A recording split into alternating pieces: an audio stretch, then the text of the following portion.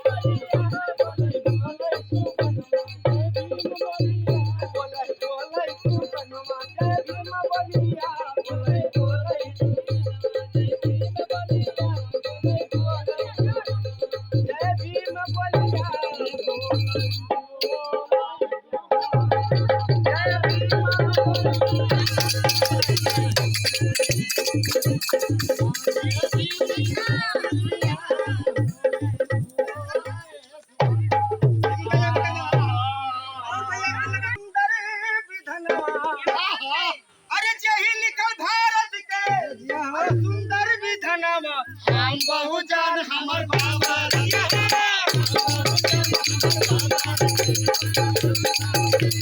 अरे बाबा रतनवा हो बाबा रतनवा बाबा रतनवा हो बाबा रतनवा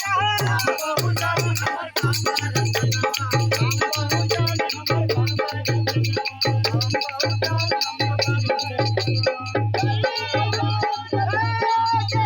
बाबा हम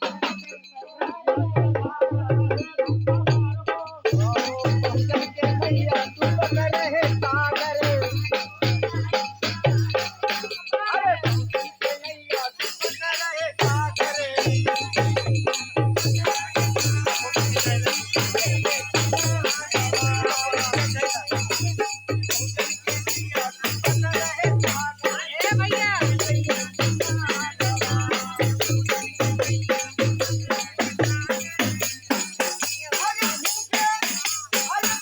बाबा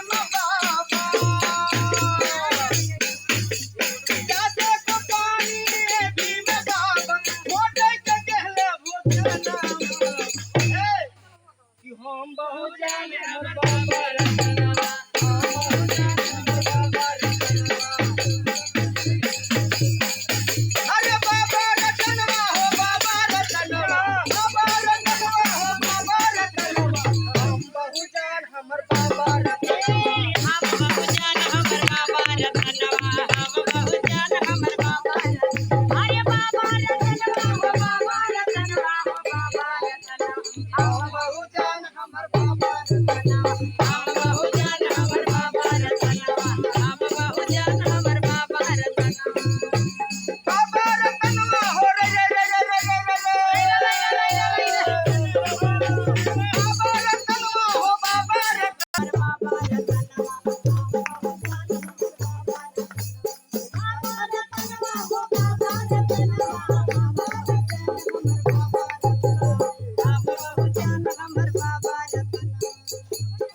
गाना हमारे गोविंदो भैया का है कैसे गाना दोहरावा थी उसका बहुत पहले कहा है अरे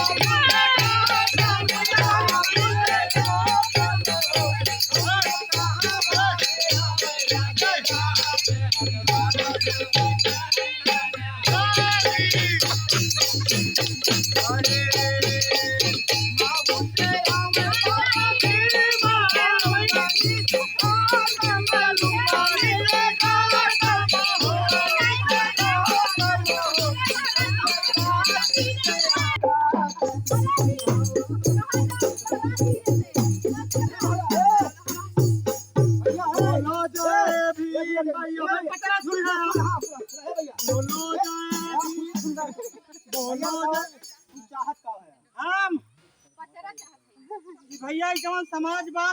उल्टा सीधा हरी वारी सोचत है हमेशा पूजा पाठ में रहत है ई पढ़ाई रे के जनाने कुल पढ़ाई रे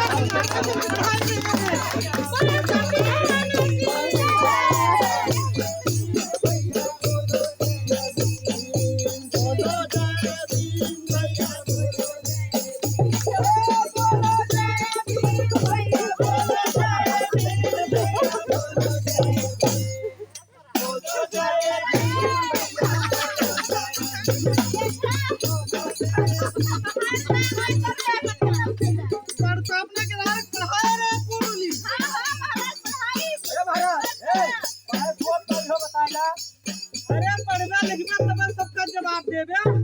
बाबा नौकरी पाबे ना कुल मिल हरवाही कर भी रे बोलो जय भीम भैया बोलो जय भीम बोलो जय भीम भैया बोलो जय भीम अरे हमारे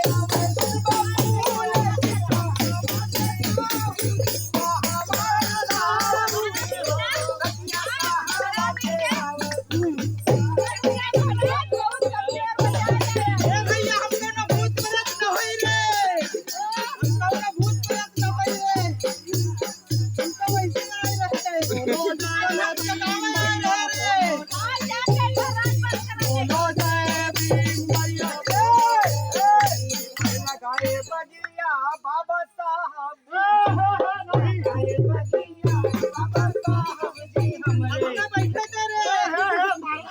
महाराज जी का कहना था अरे पढ़ोगे नहीं तो आगे बढ़ोगे कैसे अरे पढ़ोगे नहीं तो आगे अरे बढ़ोगे कैसे और बाबा भीम की लड़ाई लड़ोगे कैसे बाबा भीम की लड़ाई लड़ोगे कैसे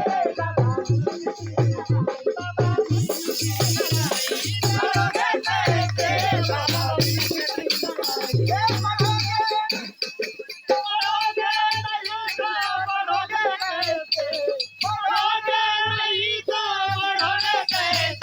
बाबा भीम की लड़ाई लड़ोगे कैसे बाबा भीम की लड़ाई लड़ोगे कैसे बाबा भीम की लड़ाई मिसलवा के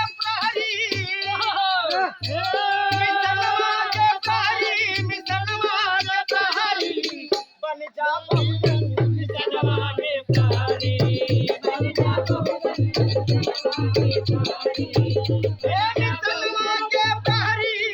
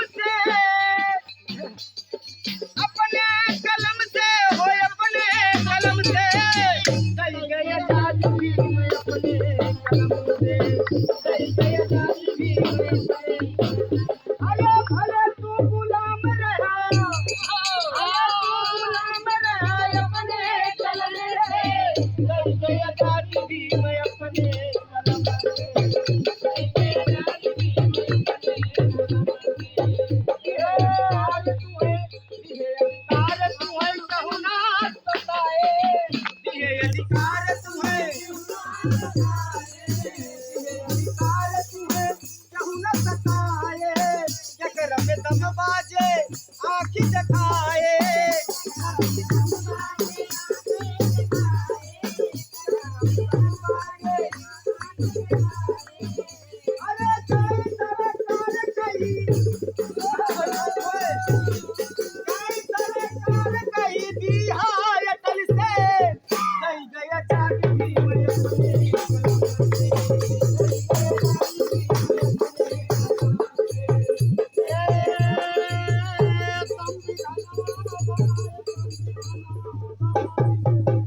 बाबा मोर